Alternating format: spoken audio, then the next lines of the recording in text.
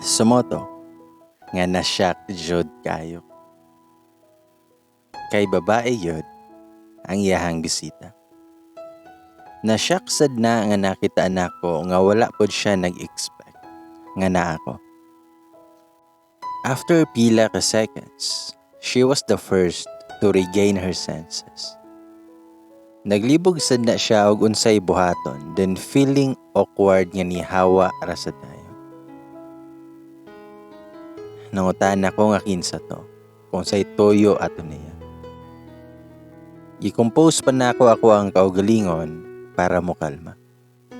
Ito bag siya nga, Siyan, friend ra na ako to. Pero dili siya makatanaw straight sa kuang mata. Ako siyang gingnan, wow, what a friend. Kanus apa ka nagka-friend og bae nga to the point na moari na sa apartment nimo nga pinasuko pa nga manok to. Tubag sili nga, di na to ni padakon siya, please. Friend ra to. Pero nanginit na jud to. Unya ko ang kamot, katol na kaayo nga nakadungog sa sulti niya. Nga gatuo siguro siya kinder iyahang istorya. Next thing I know, nilakra jud akong kamot sa aping niya. Wala siya gi-expect na ako siyang sagpaon. Ako siyang giingnan, nga wake up slap lang to. To better chose the right answer nga sunod nga mogawa si mong papa. Nagngit-ngit na jud ako ang pananawan. Nawala na ako sa kong kaugalingon. Ito bag siya nga, Siyan, please, istoryahan na to ni. Tubag ko niya, nga go ahead. Explain yourself. Make sure it's the truth. Or else, go celebrate og happy Independence Day right now. Tubag siya nga, I thought kaya na ko nga isolve without letting you know. Kaya di ko gusto nga mawad-an kag salik na ko. Siyang gingnan, nga go to the point. Total na wad-an na jud bitaw ko og salig nimo karon. I have lots of whys in my head. Tubag sili nga, Siyan. She was my classmate in college. Nagkita mi kay newly hired siya. Nakauban na mo. Remember sa time na di kay ko makatext nimo. Gihulman niya akong cellphone. Unya wa dayo na uli. Naugmaan pa na. Pag una, wala na lang sad ko ni bother og tugan nimo kay busy man ka. Murag wala raman nimo napansin. Hangtod sa nagsunod-sunod naman nun siya. Kay na-snatch daw iyang cellphone og magpalit pa daw siya. Until gi-invite mig birthday sa mong kauban og daghan jud akong nainom. Natamaan ko. Siya daw ang ni-offer na ihatod ko dari sa apartment. Wala na sad ko makahinumdom kay tama kay kwato nga time. Until morning, naa pa man na siya dari sa apartment pagmata na ako. Pag-explain plan niya sa last part, niabot na sa Mars akong unahuna. Di ko tantong slow no, para di na ako ma-picture out ang sunod niya na itabo. I feel I was about to explode. Tears blurred my vision, and it continues to roll down my cheeks. Sakita jud. Hingon pa siya. Nga sorry kay siya. Nawad-an ko og courage nga motug-an nimo after sa incident. Guilty na kay ko nga mo text or call nimo. Samutan pa kay permi ko niya i-blackmail. Nga tug-anan daw kaniya. Mo nang nahadlo ko siya. Dugay man gani kay tika gisuyo nga mapaoo lang. Pero sa isang gabi lang maguba na tong tanan. Nangitar ko og time nga ma-explainan tika until nahitabo ni karon. Pero dugay ko nito bag o gitutukan lang dyan ako siya.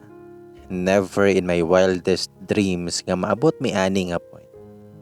Overconfident ra kay ko sa love ni Lee nga para sa kuha.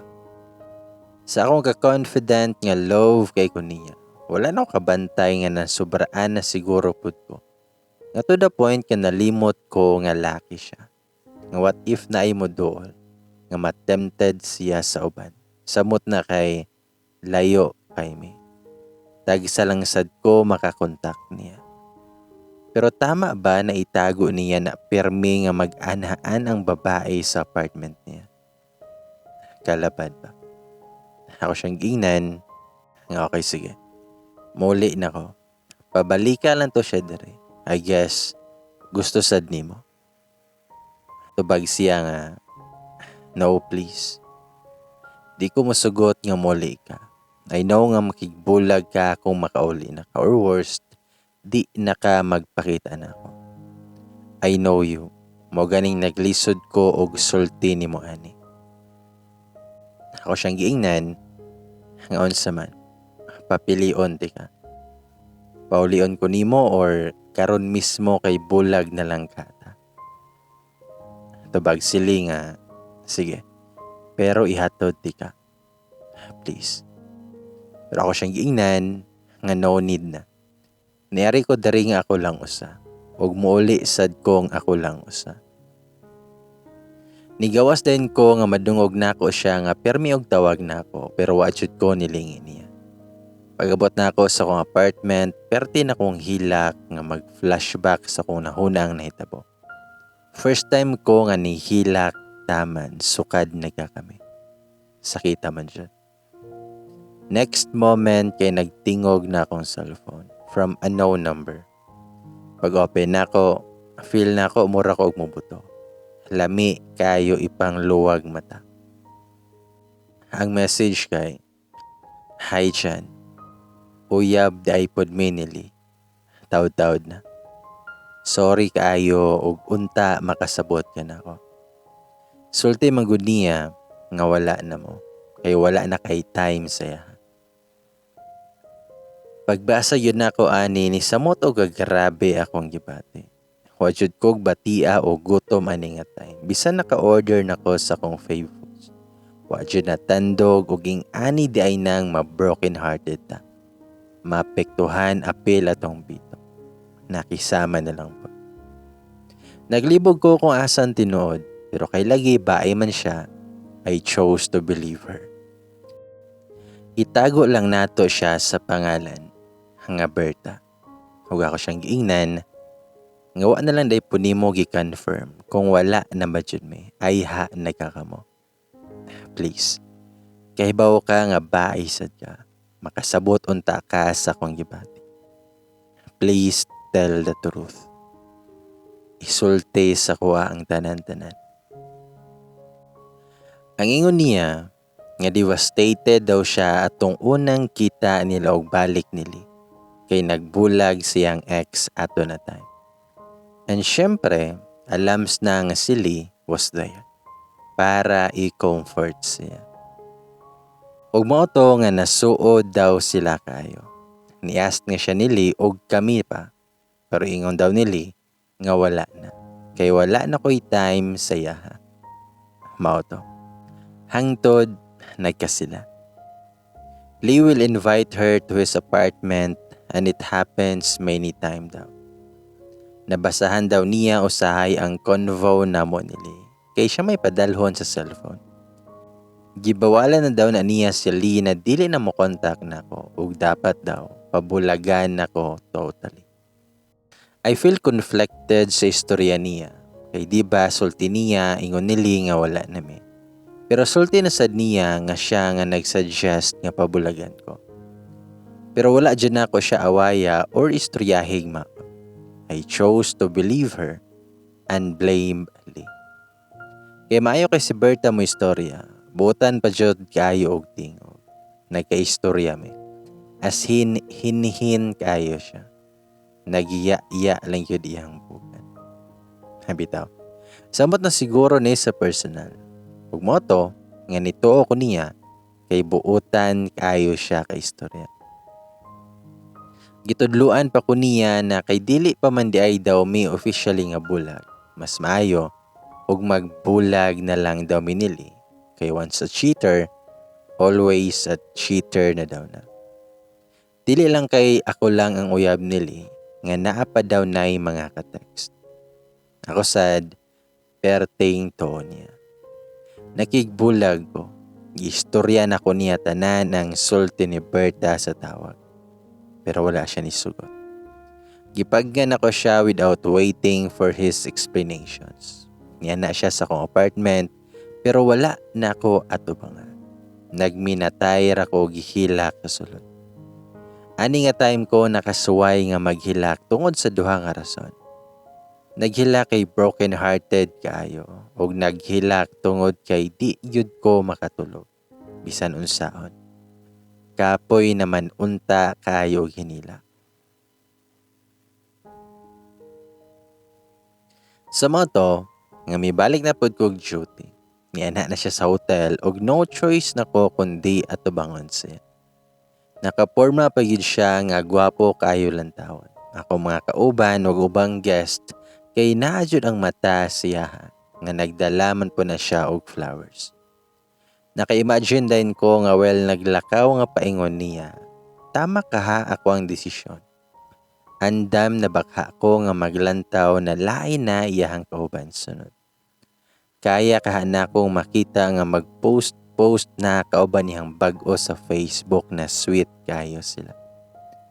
Kaya na baka na ako nga makita na nga lain na iyahang spoiled in terms of flowers nga pa-surprise and most of all sa iyahang love. Aha ka ba? I'm bleeding inside o complete torture jud ning gi-imagine ako. Di jud ni nako kaya. Sa moto nga ni sorry siya nako, gikuha niya akong kamot o gikisan-kisan.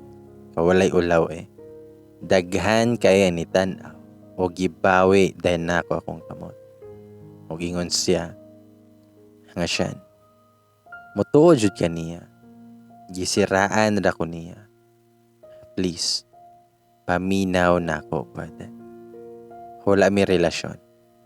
Nang hulam ra gyud siya og cellphone nako. Mo nang siya ang nigunit. Plano niya ni tanan. Wala sa di ay na snatch iyang phone og ate karato niya. Tanan nga gisulti niya sa imuha was alay. Kibaw na ka diba? I've changed sukad nagkakita. Wala ko'y ka-text. Never ko nanguyab niya. Nakahibaw lang to siya na wala kay time nga makakontak na ako. Kay gibasa niya tanan na to ang convo sa message. Makita dito diba? Na ako lang ang permi mag-text o chat bisan wala pa ka nakareply. Moto gigamit niya nga rason para mutuo ka. After sa nahitabo katong hubugay ko nga na siya sa apartment, giblock na ako na siya. Ug di sad ko motingog niya sa office. Moto nga suko kay na siya. Ug gi-blackmail ko niya. Ug iyaha daw kantuganan. Permi na nga modong sa apartment ug paulion lang nako dayon. Pagbalik og kita pa lang namo, aware na siya na love kayo tika. Para mutuo ka, see for yourself. Di ara basaha ang mga text og chat niya gabi. While ikaw nituo niya, nakigbulag pa jud ka nako. Pero siya, nibalik sa apartment nako para magkakami. Pero wala lang mi nag-abot kay di ba yan na sa tika sa apartment nimo. Pero wala ko nimo gawsa. Ug dito na ko nabasahan tanang kabuang ni Berta. Naisahan jud yun. Nag-expect jud siya nga magubami. Sa mga to, nga okay na minili. Kung mas palangga ko niya pag-una, mas double pa jud karon na okay na mi. Kay syempre, nakasala biya jud siya. Kaabi ko og mao na to nga ma-okay na ang tanan. Pero ni text pa man jud ay na si Berta nako. Nga which added salt to the wound. Ingon siya nga buntis ko tiyan. Unsaon man Nagkurog jud ko nga nag-type ako siyang gingnan. Unya nga nung ako may text nimo. Ako ba di ang amahan ana? Nigawas jud akong sungay ato. Maldita na ako maldita. Ingon siya nga tabangi ko siya. Please, patay ko sa mua og mahibal-an nga wala ni amahan. Ako siyang giingnan, nga gyunahon na unta nimo una ang consequence sa gibuhat nimo. Nipilit ka sa lalaki nga una pa lang kahibaw ka na way gugma nimo. Lisod naman sad og kuyodo nako to sili para lang panagutan ka. Ina na lang nga wala nay amahan imuhang gisaba. Ay na jud ko og labda ninyo. Kung mapilit mo sili, idi imuha na to. Wala na ko'y paki ninyo. Sumoto nga gi-screenshot na ako ang convo namo ni Berta. Then gi-send na ako ang nili. Ako siyang giingnan. Congratulations. Happy Father's Day. Siguro, dili jud para kita. Api lang siguro ta sa mga pinagtagpo pero di tinadhana. Di na ko kaya nga mo compete kung naanay inosenteng bata nga ma-involve. Panaguti si Berta. And be a good husband and father sa baby ninyo. Yes, bisan nagimalditahan ako si Berta pero di na ko kaya nga mas selfish ko na i-keep sila. Loy kay ang bata. Dili kaya sa kong konsensya na ako ang makaangin. Wa siya ilohon nga amahan just because of my greed. Dayon nagpusot-pusot na naihan text o call. Wa jud ko reply or nitubag niya. Gipasagdahan lang nako siya. Og bahala gyud siya. Ubag na pod gi akong mata og hinilak nga mag-imagine na sad ko nga mag-uban sila nili for prenatal check-up og mag-family bonding inignaan ang baby. Torture na kaayo kung ginahuna.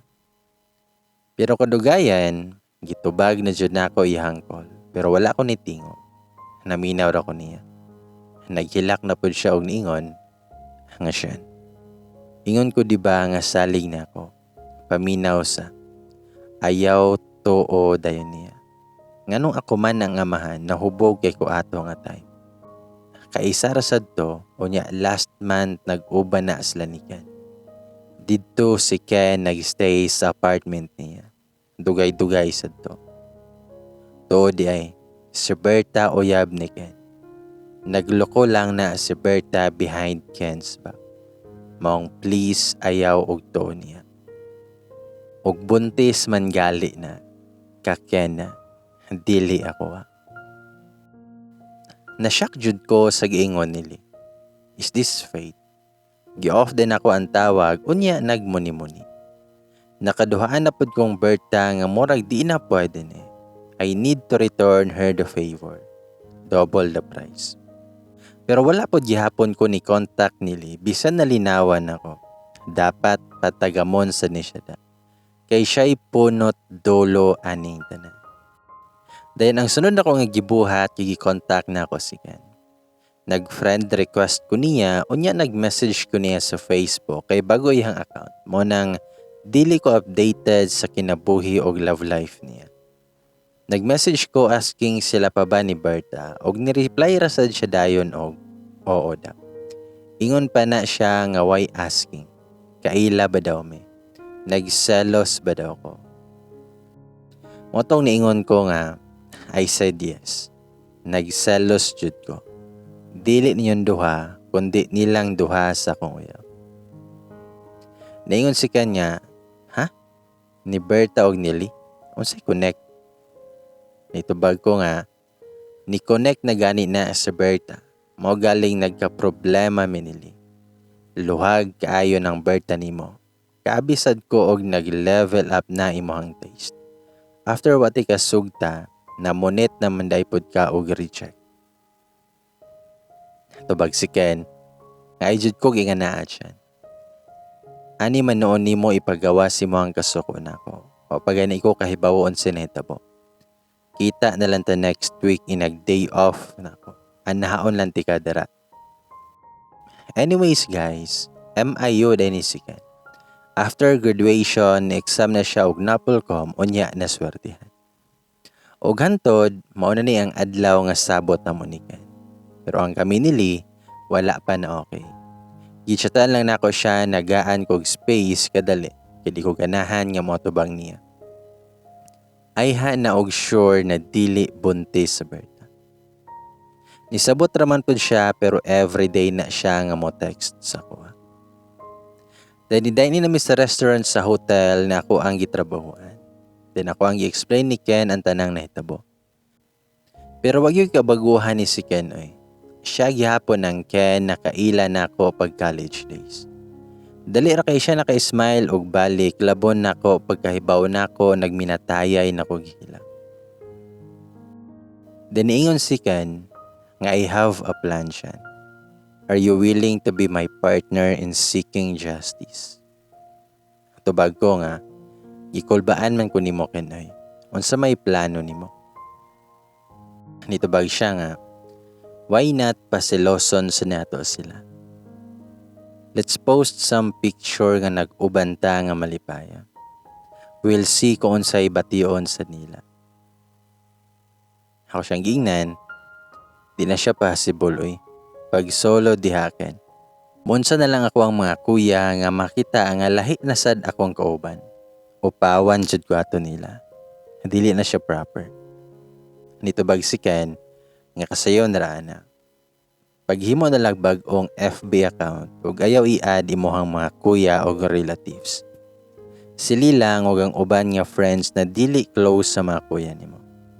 In that way, walay makasumbong. Para safe pa yun, i-block daan sa new account nimo ang Facebook nila sa mga kuya nimo o relatives. What do you think? Ningon pa siya nga, unsa man siya, decide na diha. Sa moto, nga nagunahuna sa jud ko. Pero, nisugot gyud gihapon ko. Ug hangtod, nakakita kog post nga hiring ang kumpanya nilang Lee, which is match kaayo sa kunahuman. Motong nakadecide dayon ko nga mag-apply. Pero wala ko niingon ni Lee. Ug thankful kaayo ko kay niuyon ang tanan sa plano nga nadawat jud ko sa gitrabahoan ni Lee. Pero wala ko nagsaba sa iya. Nagtextin ko ni Ken nga gipahibalo na ako siya nga wala na ko sa hotel og ni-transfer na ko pero next month pa ko magsugot. Napa ko'y mga 2 weeks before to nga man. Pwede na mo mabuhat ihang plano. Labon, bakante pa ko. Nireply ra sa dayon siya na lugaran daw niya. Sa motong okay na. Nara ko sa apartment ato nga naglantaw-lantaw sa kong kaugalingon sa samin. Nakauna-huna ako galit nga, why not i-change ako ang usual outfit? Naanad naman sa gud ko nga mag-t-shirt lang o jeans, jogging pants o tungod sa kong mga kuya. Si Lisa di ganahan niya naka-sleeveless ko or naka-skirt or shorts kung manlaag ni. Papulihan dyan na niya. Panagsarapod ko magsuot og dress. Sa moto nga it's been decided nga magpagwapa jud ko like sa mga gibuhat sa bang babae. Nyadto ko og salon day nagpariban. Gipatriman akong buhok na pahawak unya color gamay. Kana gani nga ay haramailhan nga nagpa-color ko mainitan. Wala na ko'y problema sa panit kaya makaputi man sad sa hotel nga di man mainitan. Namalit sad ko og mga uso nga dress. Paguli na ako gipanghipos na ako mga daan na gamit sa maleta para di ko matemp og suot ato. Milabay ang pila ka adlaw, nag-text na si Ken sa kuha. Okay ra ba daw nako nga moadto og Bohol kay iyang kauban mauli daw og Bohol kay mo bisita kauban ihang wife sila. Ilaag daw mi sa mga spot dito. Nisugot na lang pud ko kay naman sad ang wife sa iyang body. Pero ni text ko nili para ma-aware sad siya nga nagbakasyon ko. Nangutaan na pa siya kung suko pa ba daw kayo ko o kinsa daw kauban ako. Ningon rapod ko nga a friend. Gi-stress jud nako ang friend para makadumdum siya sa ingon-ingon niya nga friend lang silang Berta. Nakasense ra siguro pod siya mong niingon siya nga okay siya. Amping. Maghulat ko nimo. Love kaayo tika. Murag na konsensya ko. Pero wa nay atrasay. Mauna ni. Sa pier mi nagsabot nga magkita ani Ken. Og pagkakitaan niya nako, natameme na siya. Gisungog nako nga nindot kaayo kabuangan. Ako siyang giingnan nga susoy. tik-uma na imong baba. Kahibaw kong guwapa ko kay. Ondangi na nabe. Pero nikatawa na lang na siya kay noonhan man. Unya, nangatol sa ulo dayon naglingo-lingo. Ug hantod na abot na mi sa Bohol. Butan kayo ang wife siyang kauban nga nag-click dayon man. Murag Saturday man siguro to nga pag-abot namo kay pagkagabi ana, lingaw kayo. Daghang mga show daplin sa resorts. As in lingaw kayo.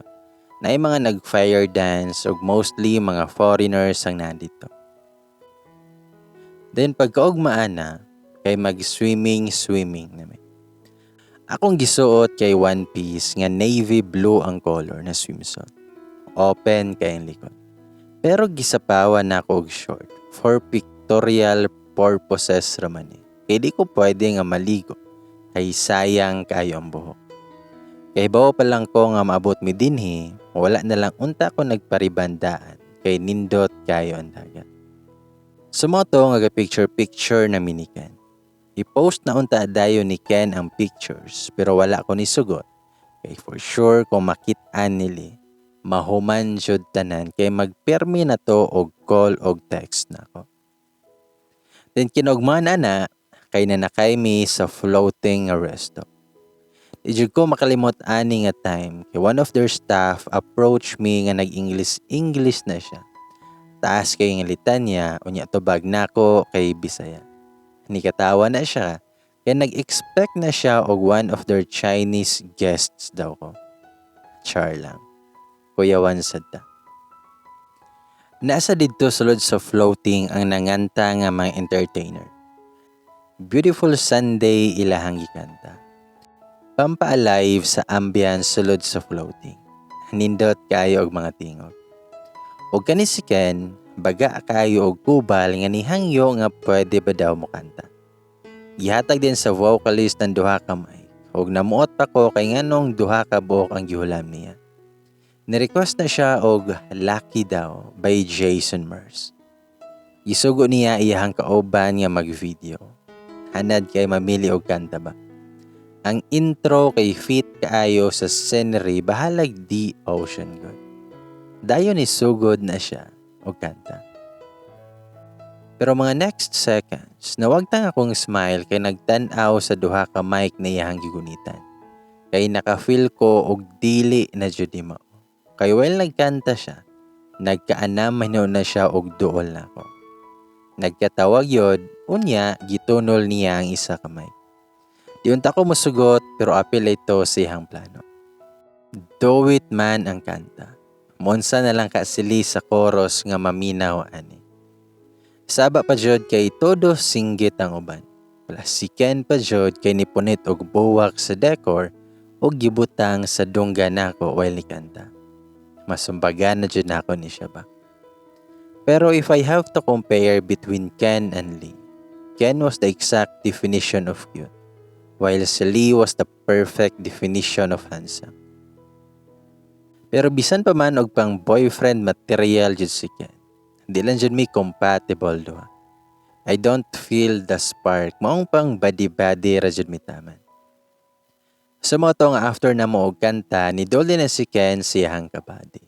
Unya gi-upload ang video. Then gitag ko with caption nga ATM with this lady. Unya gi-upload na sad niya ang pictures namo sa beach. Og pila lang ka minutes ang nilabay, nag-ring na akong cellphone og sunod-sunod ang mga text. Walay undang ang ring. Gi-open ako og gibasa ang message. Ayaw jud og tubag tiyan. Apaso na jud ti ka diha. Wala na jud ko nalipay.